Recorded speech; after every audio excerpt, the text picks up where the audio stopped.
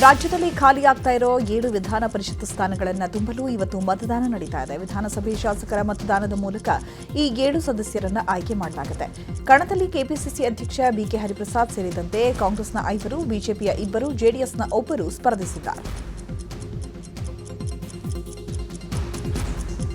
7 ಪರಿಷತ್ ಸ್ಥಾನಗಳಿಗೆ 3 ಪಕ್ಷಗಳಿಂದ ಸೇರಿ 8 ಜನ ಅಭ್ಯರ್ಥಿಗಳು ಕಣದಲ್ಲಿದ್ದಾರೆ.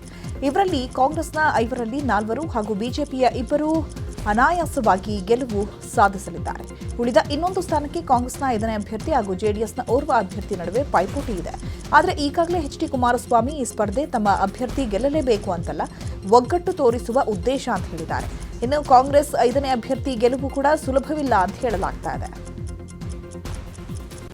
ಬೆಳಗ್ಗೆ 9 ಗಂಟೆಯಿಂದ ಮತದಾನ ನಡೀತಾ ಇದ್ದು, ಮೊದಲಿಗೆ ಜೆಡಿಎಸ್ನಿಂದ ದೂರವಿರೋ ಶಾಸಕ ಜಿಟಿ ದೇವೇಗೌಡ ಮತದಾನ ಮಾಡಿ ಹೋಗಿದ್ದಾರೆ.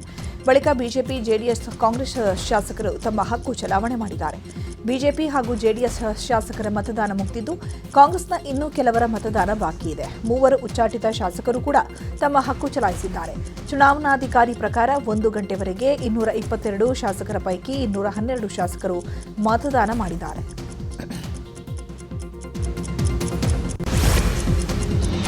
ಏಕಾಂಗಿಯಾಗಿ ವಿಧಾನಸೌಧಕ್ಕೆ ಆಗಮಿಸಿ ಜೆಡಿಎಸ್ ಅಸಮಾಧಾನಿತ ಶಾಸಕ ಜಿಟಿ ದೇವೇಗೌಡ ಮತದಾನ ಮಾಡಿ ಹೋದ್ರು. ಅಡ್ಡ ಮತದಾನ ಮಾಡಿದ್ದಾರೆ ಎಂಬ ಆರೋಪಕ್ಕೆ ಜಿಟಿಡಿ ಕೌಂಟರ್ ಕೊಟ್ಟಿದ್ದಾರೆ. ನನಗೆ ಆರೋಗ್ಯ ಸರಿ ಇರಲಿಲ್ಲ, ಹೀಗಾಗಿ ಬೇಗ ಹೋಗಿ ಮತ ಹಾಕಿ ಬಂದಿದ್ದೇನೆ. ಆತ್ಮಸಾಕ್ಷಿಯ ಮತ ಹಾಕಿದ್ದೇನೆ. ನಮ್ಮ ಪಕ್ಷದ ಅಭ್ಯರ್ಥಿ ಗೆಲ್ತಾರೆ. ಯಾರು ಅಡ್ಡ ಮತದಾನ ಮಾಡಿದ್ದಾರೆ ಅಂತಿದ್ದಾರೆ, ಅಂತವರು ಸಾಬೀತು ಮಾಡಲಿ ಅಂತ ಹೇಳಿದ್ದಾರೆ.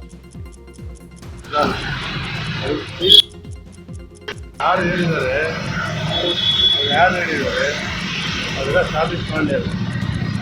ಅದೆಲ್ಲವೂ ಕೂಡ ನಮ್ಮ ಮತದಾನ ಒಂದು ಅವ್ರ ಆತ್ಮಸಾಕ್ಷಿಗಳು ಮಾಡ್ತಕ್ಕಂಥ ಒಂದು ಮತದಾನ, ಅದು ಸೀಕ್ರೆಟ್ ವೋಟ್ ಆಗ್ತಕ್ಕಂಥದ್ದು. ಒಂದು ಕೂಡ ನಮ್ಮ ಆತ್ಮಸಾಕ್ಷಿ ಗೌರವವಾಗಿ ಮತ ಹಾಕಿದ್ದೀವಿ.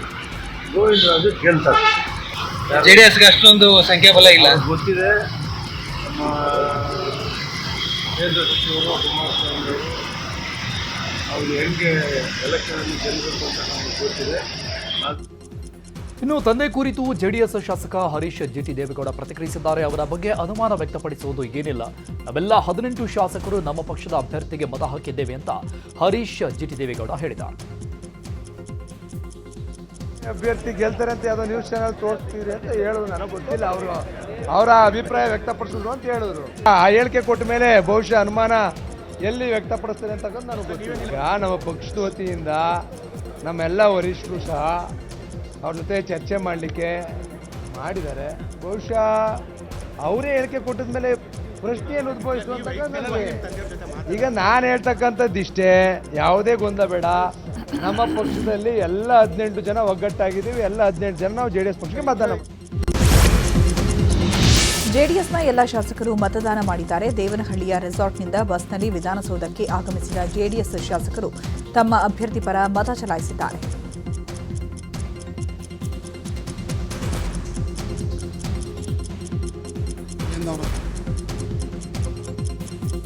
ಜೆಡಿಎಸ್ ಅಭ್ಯರ್ಥಿ ಗೋವಿಂದರಾಜು ಗೆಲುವಿನ ಬಗ್ಗೆ ವಿಶ್ವಾಸ ವ್ಯಕ್ತಪಡಿಸಿದ್ದಾರೆ. 2 ಆತ್ಮಸಾಕ್ಷಿ ಮತಗಳು ನನಗೆ ಬಿದ್ದರೆ ನನ್ನ ಗೆಲುವು ಖಚಿತ.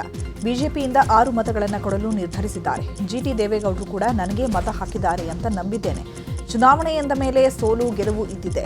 ದೇವರಿದ್ದಾನೆ, ನೋಡುವ ಏನಾಗುತ್ತೆ ಅಂತ ಹೇಳಿದ್ದಾರೆ ಗೋವಿಂದರಾಜು. ಮತದಾನ ಬಳಿಕ ಮಾತನಾಡಿದ ಮಾಜಿ ಸಚಿವ ಎಚ್ ಡಿ ರೇವಣ್ಣ, ನಾನು ನಮ್ಮ ಪಕ್ಷದ ಅಭ್ಯರ್ಥಿಗೆ ಮತ ಹಾಕಿದ್ದೇನೆ. ಬಿಜೆಪಿಯವರು ಏನ್ ಪ್ಲಾನ್ ಮಾಡಿದ್ರೋ ಅದು ನನಗೆ ಗೊತ್ತಿಲ್ಲ ಅಂತ ಹೇಳಿದರು. ಇನ್ನು ಈ ಕುರಿತು ಶಾಸಕ ಎ ಮಂಜು ಕೂಡ ಪ್ರತಿಕ್ರಿಯಿಸಿದ್ದಾರೆ.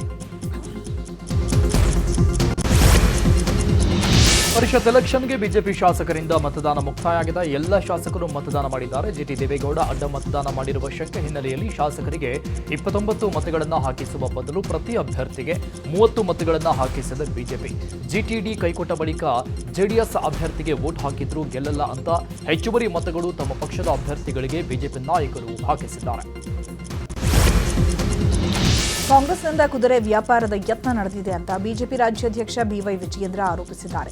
ಇನ್ನು ಅಡ್ಡ ಮತದಾನ ಮಾಡಿಸುವವರೇ ಕಾಂಗ್ರೆಸ್ನವರು ಅಂತ ಆರ್ ಅಶೋಕ್ ಕಿಡಿಕಾರಿದರು.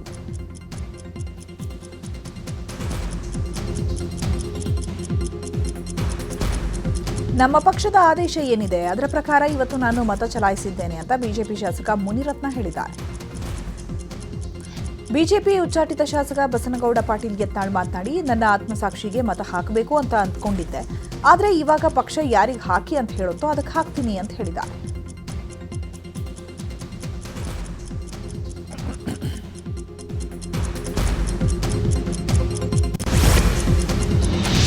ಬಿಜೆಪಿಯ ಉಚ್ಚಾಟಿತ ಶಾಸಕರಾದ ಶಿವರಾಮ್ ಹೆಬ್ಬಾರ್ ಹಾಗೂ ಎಸ್ಟಿ ಸೋಮಶೇಖರ್ ಆತ್ಮಸಾಕ್ಷಿಯ ಮತ ಹಾಕಿದ್ದಾರೆ. ಮತದಾನದ ಬಳಿಕ ಸಿಎಂ ಡಿಕೆ ಶಿವಕುಮಾರ್ ಜೊತೆ ಇಬ್ಬರು ಶಾಸಕರು ಫೋಟೋ ತೆಗೆಸಿಕೊಂಡು ಕುತೂಹಲ ಮೂಡಿಸಿದ್ದಾರೆ. ಬಳಿಕ ಮಾತಾಡಿದ ಉಭಯ ಶಾಸಕರು, ನಾವು ಆತ್ಮಸಾಕ್ಷಿಯ ಮತ ಹಾಕಿದ್ದೇವೆ ಅಂತ ಹೇಳಿದ್ದಾರೆ. ಕಾಂಗ್ರೆಸ್ನ ಬಹುತೇಕ ಶಾಸಕರು ಮತದಾನ ಮಾಡಿದ್ದಾರೆ. ಸಿಎಂ ಡಿಕೆ ಶಿವಕುಮಾರ್, ಮಾಜಿ ಸಿಎಂ ಸಿದ್ದರಾಮಯ್ಯ, ಕೆಎನ್ ರಾಜಣ್ಣ ಸೇರಿದಂತೆ ಹಲವು ಕಾಂಗ್ರೆಸ್ ಶಾಸಕರು ಮತದಾನ ಮಾಡಿ ನಾವೇ ಗೆಲ್ತೇವೆ ಅಂತ ಹೇಳಿದ್ದಾರೆ.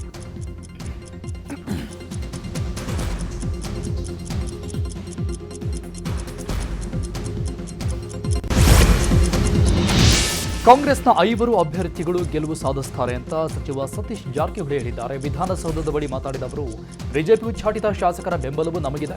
ಉಚ್ಚಾಟಿತ ಶಾಸಕರು 2 ವರ್ಷದಿಂದ ನಮ್ಮ ಪಕ್ಷದ ಭಾಗವಾಗಿದ್ದಾರೆ ಅಂತ ಹೇಳಿದ್ದಾರೆ.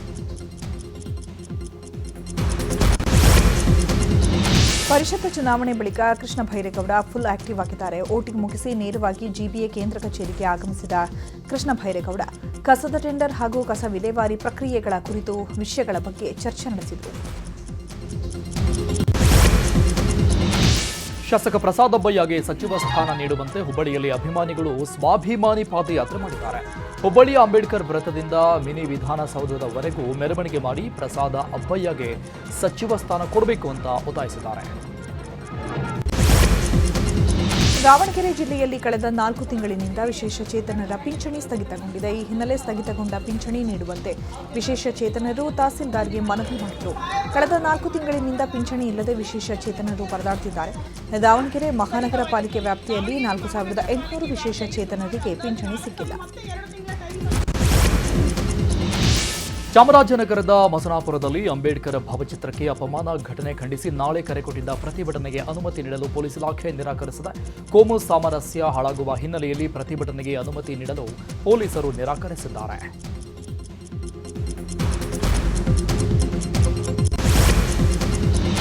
ಬಾಗಲಕೋಟೆಯಲ್ಲಿ ಬಿಟಿಡಿಎ ಅಧಿಕಾರಿಗಳ ವಿರುದ್ಧ ದಲಿತ ಸಂಘರ್ಷ ಸಮಿತಿ ಸಿಡಿದೆದ್ದಿದೆ.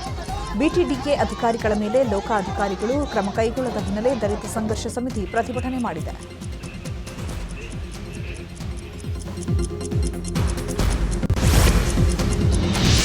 ಡೀಸೆಲ್ ದರ ಏರಿಕೆಗೆ ವಿರೋಧಿಸಿ ಹುಬ್ಬಳ್ಳಿಯಲ್ಲಿ ಲಾರಿ ಮಾಲೀಕರ ಸಂಘದಿಂದ ಪ್ರತಿಭಟನೆ ನಡೆಸಲಾಗಿದೆ. ಹುಬ್ಬಳ್ಳಿ ಧಾರವಾಡ ಲಾರಿ ಮಾಲೀಕರ ಸಂಘದ ನೇತೃತ್ವದಲ್ಲಿ ಪ್ರತಿಭಟನೆ ನಡೆದಿದೆ. ಅಂಬೇಡ್ಕರ್ ವೃತ್ತದಿಂದ ಮಿನಿ ವಿಧಾನಸೌಧದವರೆಗೆ ಮೆರವಣಿಗೆ ಮಾಡಿ ಕೇಂದ್ರ ಸರ್ಕಾರದ ವಿರುದ್ಧ ಘೋಷಣೆ ಕೂಗಿ ಆಕ್ರೋಶ ವ್ಯಕ್ತಪಡಿಸಿದ್ದಾರೆ.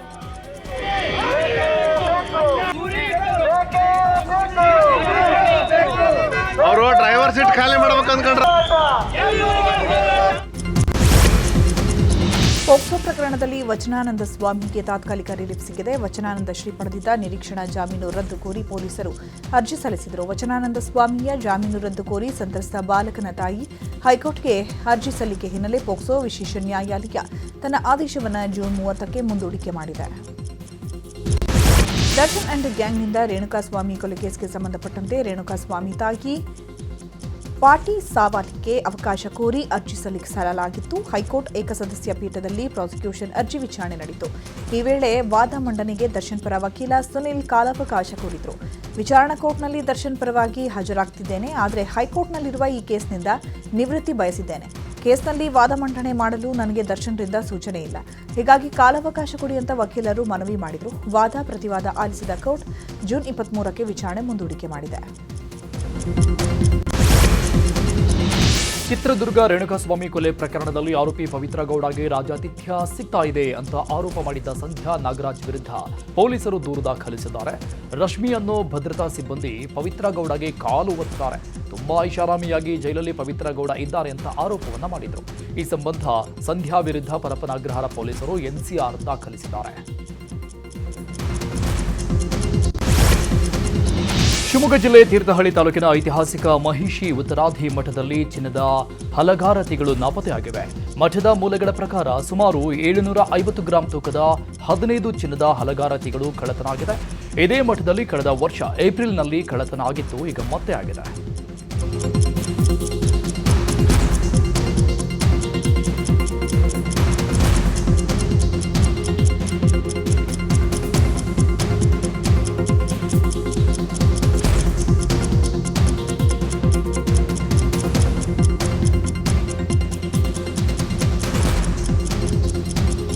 ಶಿವಮೊಗ್ಗ ಜಿಲ್ಲೆ ತೀರ್ಥಹಳ್ಳಿ ತಾಲೂಕಿನ ಐತಿಹಾಸಿಕ ಮಹಿಷಿ ಉತ್ತರಾದಿ ಮಠದಲ್ಲಿ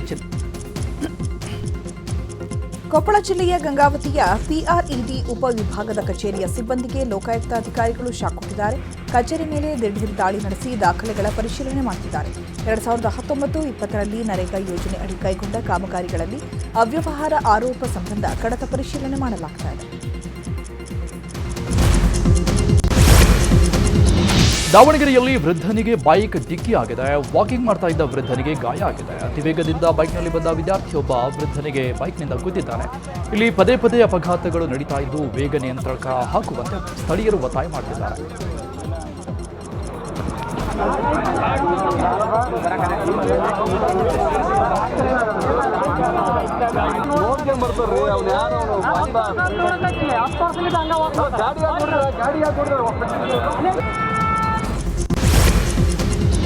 ಚಾಮರಾಜನಗರ ಜಿಲ್ಲೆಯ ಮಲೆಮಹದೇಶ್ವರ ಬೆಟ್ಟದ ತಪ್ಪಲಿನಲ್ಲಿ ಭರ್ಜರಿ ಮಳೆಯಾಗಿದೆ.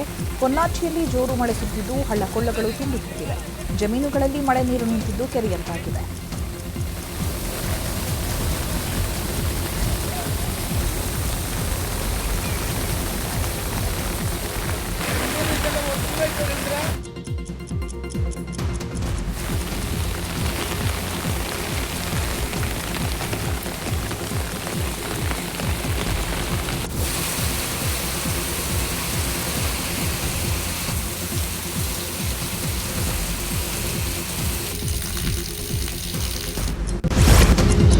ಮೈಸೂರಿನ ಪಬ್ನಲ್ಲಿ ಬೆಂಕಿ ಅವಘಡದಲ್ಲಿ ಇಬ್ಬರ ಸಾವು ಪ್ರಕರಣಕ್ಕೆ ಸಂಬಂಧಪಟ್ಟಂಗೆ 5 ಅಬಕಾರಿ ಅಧಿಕಾರಿಗಳನ್ನು ಅಮಾನತು ಮಾಡಲಾಗಿದೆ.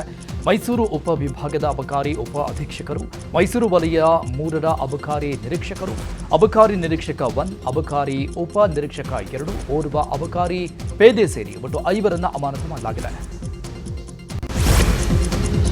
ಯುಕೆ ಮತ್ತು ಭಾರತದ ನಡುವೆ ಐತಿಹಾಸಿಕ ಮುಕ್ತ ವ್ಯಾಪಾರ ಒಪ್ಪಂದ ಆಗಿದ್ದು ಜುಲೈ 15ರಿಂದ ಜಾರಿಗೆ ಬರಲಿದೆ. ಇದು ಉಭಯ ದೇಶಗಳ ನಡುವಿನ ಆರ್ಥಿಕ ಸಹಭಾಗಿತ್ವ ಬಲಪಡಿಸುವ ನಿಟ್ಟಿನಲ್ಲಿ ಮಹತ್ವದ ಹೆಜ್ಜೆಯಾಗಿದೆ. ಈ ಒಪ್ಪಂದದ ಮೂಲಕ ಉದ್ಯಮಿಗಳು ಮತ್ತು ಗ್ರಾಹಕರಿಗೆ ಹೊಸ ಅವಕಾಶಗಳು ಸೃಷ್ಟಿಯಾಗಲಿವೆ. ಈ ಒಪ್ಪಂದದಿಂದ ಯುಕೆ ಜಿಡಿಪಿ 4.8 ಬಿಲಿಯನ್ ಯೂರೋ ಹಾಗೂ ಭಾರತದ ಜಿಡಿಪಿ 5.1 ಬಿಲಿಯನ್ ಯೂರೋ ವೃದ್ಧಿಸುವ ನಿರೀಕ್ಷೆ ಇದೆ. ಯುಕೆ ಗ್ರಾಹಕರಿಗೆ ಭಾರತೀಯ ಉಡುಪುಗಳು, ಪಾದರಕ್ಷೆಗಳು ಮತ್ತು ಆಹಾರ ಪದಾರ್ಥಗಳು ಇನ್ಮುಂದೆ ಕಡಿಮೆ ಬೆಲೆಗೆ ಸಿಗುತ್ತೆ. ಹಸೆಮಣೆ ಏರಲು ಸ್ಯಾಂಡಲ್ವುಡ್ ನಟಿ ರೂಪಿಕಾ ಸಜ್ಜಾಗಿದ್ದಾರೆ. ಕೆನಡಾದ ಯುನೆಸ್ಕೋ ಸಂಸ್ಥೆಯಲ್ಲಿ ಟ್ಯಾಕ್ಸ್ ಸ್ಪೆಷಲಿಸ್ಟ್ ಆಗಿರುವ ಬೆಂಗಳೂರು ಮೂಲದ ಅಂಕಿತ್ ಜೊತೆ ವಿವಾಹ ನಿಗದಿಯಾಗಿದೆ. ಆಗಸ್ಟ್ನಲ್ಲಿ ಬೆಂಗಳೂರಲ್ಲಿ ಮದುವೆ ಆಗುತ್ತೆ. ಪ್ರಭಾವಾದಿ ಷಷ್ಠಿ ಸಂವತ್ಸರಾಣಾಂ ಮಧ್ಯೆ ಶ್ರೀಮದ್ ವರಾಭವ ನಾಮ ಸಂವತ್ಸರೆ ಉತ್ತರಾಯಣೆ ಗ್ರೀಷ್ಮ ಋತು ಜ್ಯೇಷ್ಠ ಮಾಸೆ ಶುಕ್ಲಪಕ್ಷೆ ತೃತೀಯಾಯಾಂ ಉಪದಿತೌ ವಾಸನ. ಆರೋಗ್ಯ ಮತ್ತು ದೈಹಿಕ ಫಿಟ್ನೆಸ್ ಬಗ್ಗೆ ಜಾಗೃತಿ ಮೂಡಿಸಲು ಮೈಸೂರಿನಲ್ಲಿ ಇದೇ ಜೂನ್ 28ರಂದು ನ್ಯೂಸ್ 18 ವತಿಯಿಂದ ನಮ್ಮ ರನ್ ಮ್ಯಾರಥಾನ್ ಆಯೋಜಿಸಲಾಗಿದೆ. ಮಕ್ಕಳಿಗಾಗಿ 1 ಕಿಲೋಮೀಟರ್ ಹಾಗೂ 2 ಕಿಲೋಮೀಟರ್ ನಿಗದಿಪಡಿಸಲಾಗಿದೆ. 3, 5, 10 ಕಿಲೋಮೀಟರ್ ಓಟಕ್ಕೆ ಯಾವುದೇ ಸಮಯ ಮಿತಿಯಿಲ್ಲ. 5 ಮತ್ತು 10 ಕಿಲೋಮೀಟರ್ ಓಟಕ್ಕೆ ನಿಗದಿತ ಟೈಮ್ ಫಿಕ್ಸ್ ಮಾಡಲಾಗಿದೆ. ವಿಜೇತರಾದ ಸ್ಪರ್ಧಿಗೆ 1 ಲಕ್ಷ ಬಹುಮಾನ ನೀಡಲಾಗುತ್ತೆ. ಸ್ಕ್ರೀನ್ ಮೇಲೆ ಕಾಣ್ತಾ ಇರೋ QR ಕೋಡ್ ಸ್ಕ್ಯಾನ್ ಮಾಡಿ ಆಸಕ್ತರು ರಿಜಿಸ್ಟ್ರೇಷನ್ ಮಾಡಿಸಿಕೊಳ್ಳಬಹುದು.